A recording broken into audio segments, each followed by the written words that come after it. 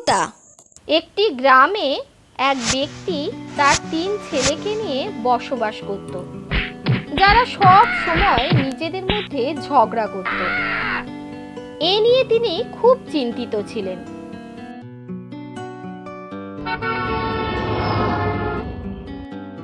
একদিন সে তার 3 ছেলেকে ডাকলেন এবং তাদের প্রত্যেকের হাতে একটি করে লাঠির বান্ডিল দিলেন। তারপর তাদের সেই লাঠির বান্ডিলটি টুকরো করার নির্দেশ দিলেন। তার 3 ছেলেরা সমস্ত শক্তি দিয়ে লাঠির বান্ডিল ভাঙার চেষ্টা করেছিল, কিন্তু তা করতে সক্ষম হয়নি। এরপর তিনি তার 3 ছেলের হাতে একটি করে লাঠি দিলেন এবং তাদের এটি ভাঙতে বললেন। তারা সেই লাঠিটি খুব সহজে ভেঙে ফেলল। তারপর তিনি তাদের বললেন, শোনো তোমরা, যদি তোমরা একসাথে থাকো এবং একে অপরকে সাহায্য করো, তাহলে তোমরা এই লাঠির বান্ডিলের মতো শক্তিশালী হবে এবং কোনো শত্রু তোমাদের পরাজিত করতে পারবে না। কিন্তু তোমরা যদি নিজেদের মধ্যে বিভক্ত হয়ে পড়ো, তবে এই একটি লাঠির মতোই খুব সহজে ভেঙে যাবে।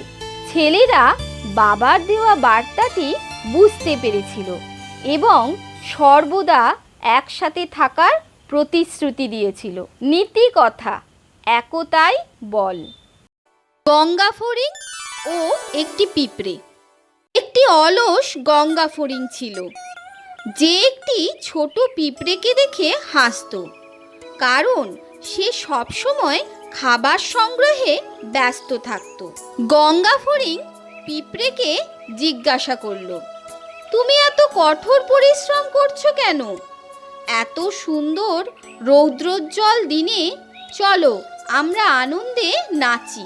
সে বলল, আমি শীতের জন্য খাবার সংগ্রহ করছি। রৌদ্রোজ্জ্বল দিনগুলি চিরকাল স্থায়ী হবে না। গঙ্গা ফড়িং হেসে বলল, শীত এখনো অনেক দূরে। তারপর শীত চলে এলো। পিঁপড়ে তার বাসায় ঢুকে পড়ল এবং তার কাছে প্রচুর খাবার ছিল। গঙ্গা ফড়িংয়ের খাওয়ার মতো কিছুই ছিল না, তাই সে পিঁপড়ের কাছে গেল এবং তার কাছে একটু খাবার ভিক্ষা চাইল।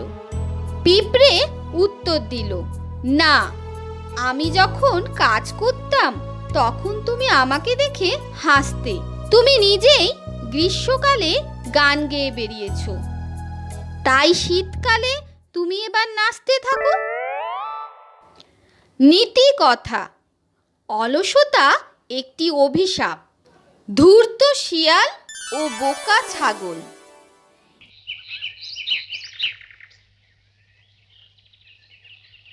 একটি তৃষ্ণার্ত শিয়াল একটি কুয়োর মধ্যে উকি দিল। তাতে জল কম থাকায় সে কুয়োয় ঝাঁপিয়ে পড়ে।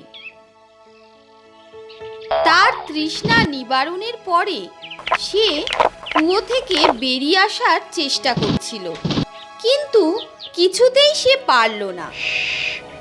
এরই মধ্যে একটা ছাগল পাশ দিয়ে যাচ্ছিল। কুয়োর মধ্যে উকি মেরে সে জিজ্ঞাসা করল, তুমি ওখানে কেন? শিয়াল উত্তর দিল, বাইরে খুব গরম, কিন্তু এখানে খুব ঠান্ডা। দয়া করে নিচে এসো আর উপভোগ করো। মূর্খ ছাগলটি এই কথা শুনে কুয়োর মধ্যে ঝাঁপ দিল। শিয়ালটি এবার ছাগলের পিঠে চড়ে কুয়োর বাইরে লাফ দিল। মূর্খ ছাগলটি কুয়োতেই পড়ে রইল। বাইরে আসার পর শিয়াল বলল, কিছু করার আগে বা কষ্ট পাওয়ার আগে চিন্তা করো। নীতি কথা, ভেবে কাজ করো।